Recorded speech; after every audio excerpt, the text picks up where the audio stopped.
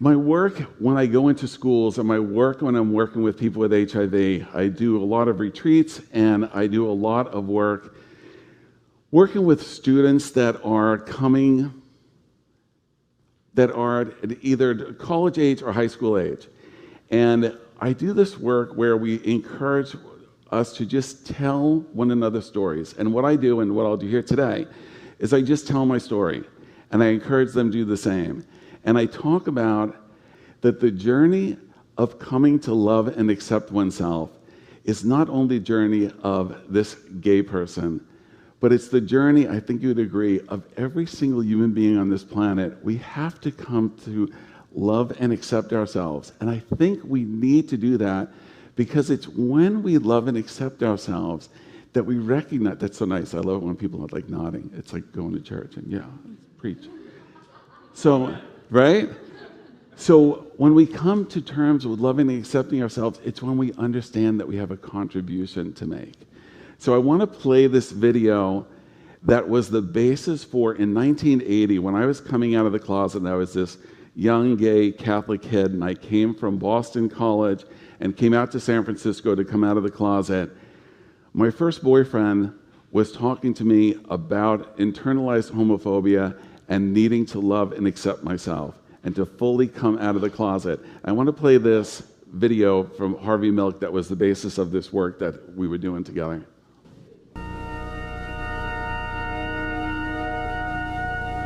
Somewhere in Des Moines or San Antonio, there's a young gay person who all of a sudden realizes that she or he is gay, knows that if the parents find out, they'll be tossed out of the house. The classmates would taunt the child, and the Anita Bryans and John Briggs are doing their bit on TV, and that child had several options. Staying in a closet, suicide, and then one day that child might open a paper and it says homosexual elected in San Francisco, and there are two new options. The option is to go to California,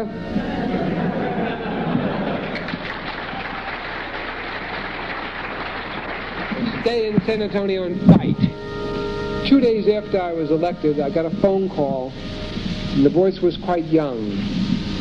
It was from Altoona, Pennsylvania, and the person said, "Thanks.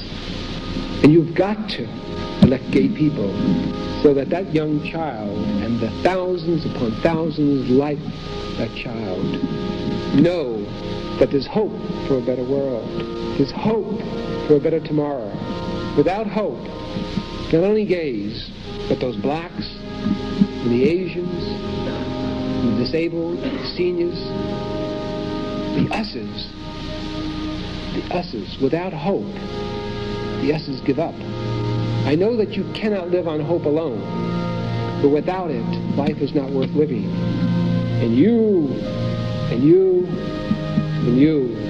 got to give them hope. Thank you very much. The beauty of Harvey's message at that time was that it was such an unsafe time to come out of the closet. But it was this time where he said that you don't only come out of the closet for yourself, for your own self-definition, but you come out of the closet because you'll make it easier for somebody else to come out of the closet, that you're taking somebody else with you. And so when I was coming out of the closet in 1980, my first boyfriend in California, I had met him over the phone because I was joining a volunteer program, and I was finding out about this job over the phone, and I thought to myself, this guy sounds gay. And I have to say that they have recently done studies with gaydar, and unfortunately, it's not just ours anymore. It's like the straight people are stealing our gaydar. It used to be just the gay people had the gaydar, but now everybody has the damn gaydar.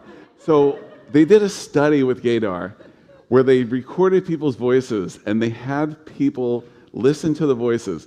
There was an 85% success rate of identifying the gay voices. And I just want to say, I have a 100% success rate with my gay voice. So anyway, so in my own coming out process, this boyfriend that I had, was very Catholic at the time, and this boyfriend that I had was using this work with me with the message of Harvey Milk, and he finally realized he wasn't getting anywhere and he needed to bring out the big guns. And so he said, Gregg, this man Jesus that you love so much, Jesus identified as the truth and the light. Now remember, I'm just recounting a story here. He said, Jesus identified as the truth and the light, Gregg. Instead of listening to what a church or what a world or what your parents or what society says to you, be your truth and your light. And when I'm working with the kids in the school, I don't have a light on me like this, and I'm looking at every single one of them, and I'm saying, and that's your message. Be your truth and your light. Because when that message got to me, I felt like literally some switch was turned on, and I was told that everything that I am, everything that I love, and everything that I hate about me is somehow a part of the whole package. And it's not only acceptable, but it's indispensable. And that somehow that this journey of loving and accepting oneself is not only a sacred journey, but it's this humble journey, because it's only when we believe that we really have something to contribute that we go out and we make this difference in the world. And I usually tell them my story, my own coming out story to my parents. So now that I have had this incredible self-love, experience in 1980, and it's coming up to December, and I'm so far away from home. I'm in San Francisco, and my parents are in New York. If you recognize that you have a really big gift to give, you should fly home to New York to your parents at Christmas time and give them that gift. As my mother said a few years later, timing is everything, son. So I went back to New York, and I'm sitting on the sofa, and it's 3 days before Christmas, and my parents are about to go out Christmas shopping. And as they're walking towards the door, I realize, you've come home, and for the old ones here, Archie and Edith Bunker, I don't know who the young ones are, maybe Homer and Marge, but my parents are about as middle class Long Island as you can get. And they're walking out the door. My dad's a contractor, the plaid shirt, the hammer and the belt, the whole shebang. And they're walking out the door, and I say, I'm giving you your Christmas present tonight. And they look at me, and they look very, very nervous because they know I haven't gone shopping. They leave to go, and I run upstairs to the attic, and I grab every picture that I can find. I grab my baby picture, I grab my first communion picture, I grab my graduation pictures, and I lay them all on the coffee table. And then I write my little Declaration of Independence. And I promise myself, because my dad is 6'4", 350 pounds, and this contractor, that I'm going to make eye contact with him when I do my coming out. So I do this whole thing, and I tell them, that I've come to love myself, and there's this surprise, and blah, blah, blah. And my gift to you this Christmas is to share with you, Dad, that I am a gay man. And then I kind of duck. And my dad stands up, and he says, come here. And I do all of a sudden, 6'2" Gregg feels like 6-year-old Gregg. And I do this little thing. And my dad puts his arms around me, presses his face up against my ear, and he says, son, I love you so much. It must have been so hard all these years. I wish you could have told us sooner. He hit the 3 notes that every gay person needs to hear. I love you. I'm so sorry you suffered, and I wish I could have been there with you. He hugged me, and he walked out, and he went upstairs, and he spent the rest of the night by himself in his room crying. And my mom on the sofa. And then my mother says, I always knew. Now I want to tell you, for years I thought, she's so intuitive. I was the biggest gay you have ever seen. I only wanted Barbie dolls. I asked for ballet lessons. I always tried to part my hair down the center. I was wearing my dad's knee socks as nylons all the way up to here. It looked like a scene at a cabaret. And my mother comes up with this big, like, intuitive, oh, son, we're so connected. I always knew.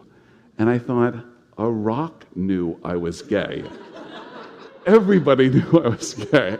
My mother came out and she started telling our friends, and she's like, Gregg came out as gay, and they're like, mm-hmm. Which brings us back to the gaydar that we thought was only ours. So, this work that I do with kids and this work that I do with adults when we come together in group, we just take this time to share our story, to take that risk of allowing ourselves to be seen and to see one another. The biggest risk there is letting ourselves be seen. And when I had that experience happen where this right-wing website targeted me, and then 2,300 girls and young women from this school joined a Facebook page and then shredded that right-wing website. And the school that I was speaking at kind of backed off for a while, and they were like, they wanted me to remove all of their stuff from their webpage, from my webpage, and they wanted to remove contact with me. And that's why these girls came in so strong. And I want to just read what I wrote to the school and then what I wrote to the girls. Difficulties like this are rare and precious opportunities in our lives. I believe these challenges come when it is time. Unfortunately, too often our convictions are muddled by fear and self-doubt. We don't trust the power of our truth. It's in these times I try to remember to go to the great ones for inspiration. The Martin Luther Kings, the Nelson Mandelas, the Malalas, and the Harvey Milks. Because the great ones were the ordinary ones, the regular folks like you and me, who were not born great, but their decision to stand for something was. These great ones are anyone faced with a challenging situation where one takes a stand for their beliefs and surrenders all fear, trusting that no matter the outcome, something profound has taken place just by taking a stand.